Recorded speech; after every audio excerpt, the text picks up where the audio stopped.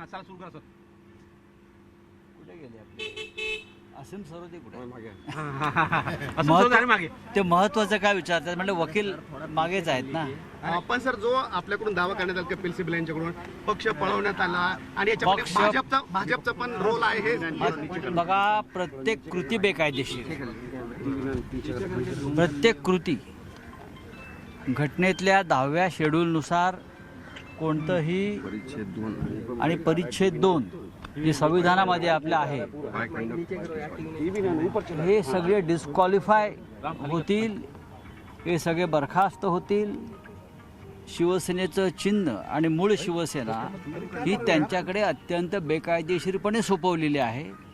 कोणताही नियम, कोणताही कायदा आणि कोणतंही संविधानातलं कोणत्याही सेक्शननुसार काम झालं नाही. हे आज कपिल सिब्बल यांनी मुख्य न्यायाधीशांच्या पीठापुढे मांडले. विधानसभा अध्यक्षांची महत्वाची जबाबदारी होती पण त्याचा अरविंद सावंत या नाही. अरे या ना सर, मीटिंग आहे. तर आजची सुनावणी संपलेली आहे आणि आता पुढची सुनावणी उद्या दुपारी 2 वाजता होणार आहे. त्यात संजय राऊत यांनी माध्यमांशी संवाद साधला. मात्र आता उद्या सुनावणीमध्ये नेमकं काय होतं हे पाहणं अत्यंत महत्त्वाचं आहे. ठाकरेंचे वकील कपिल सिब्बल यांच्याकडून जोरदार युक्तिवाद आज करण्यात आला आणि या युक्तिवादामध्ये त्यांनी राहुल सिब्बल साहेब बोलणारच आहेत आणि उद्या 2 वाजता पुन्हा आर्ग्युमेंट सुरू होईल. उद्या दुपारी 2ला आज काही व्यवस्थित मुद्दे मांडण्यात आले. त्यांनी समोर न्यायाधीशांनी सुद्धा त्या प्रकारचा प्रतिसाद दिला. त्यांनीही काही गोष्टी विचारल्या.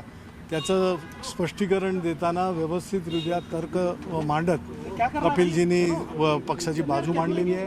आमची जी काही याचिका प्रलंबित आहे सर्वोच्च न्यायालयामध्ये त्याची सुनावणी आता उद्या दुपारी पुन्हा पक्षाच्या बहुमतावर पण विचारणा करण्यात की बहुमत पण तपासावं लागणार आहे.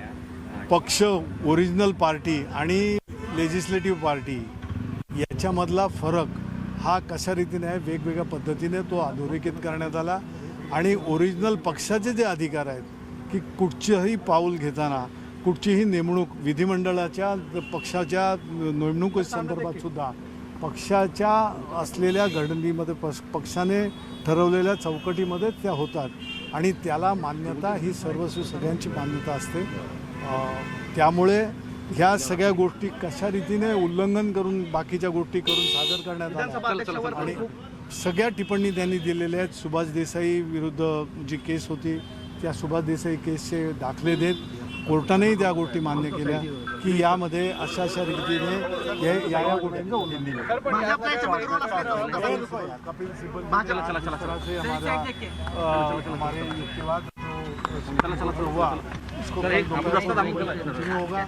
कई मुद्दे इसमें आए कि ओरिजिनल पार्टी और लेजिस्लेटिव पार्टी इसमें क्या फ़र्क है और जो ओरिजिनल पार्टी की जो एक जिम्मेदारी रहती है उसका जो एक भूमिका रहती है वो लेजिस्लेटिव पार्टी से कई ज़्यादा रहती है. इस बात को तर्क के साथ में वो कपिल सिब्बल जी ने आज सर्वोच्च न्यायालय में यहाँ पे जिस तरह से दर्ज किया प्रत्येक गोष्टीवर आणि त्याला सुभाष देसाई केसमध्ये दुजोरा आहे. सुभाष देसाई केसमध्ये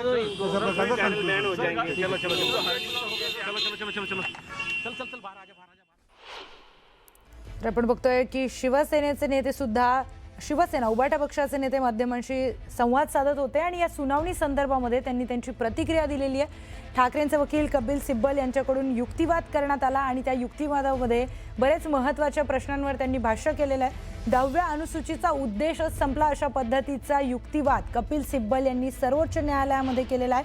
अध्यक्षांच्या भूमिकेवर सुद्धा गंभीर प्रश्नचिन्ह उपस्थित केले. त्यानंतर लोकशाहीच्या महाराष्ट्राच्या भविष्याची सुद्धा चिंता कपिल सिब्बल यांनी व्यक्त केली. कोर्टामध्ये युक्तिवाद करत असताना लोकशाहीच्या तत्वांना पायदळी तुडवल्या गेलेला आहे अशा पद्धतीचा युक्तिवाद कपिल सिब्बल यांच्याकडून करण्यात आला आहे.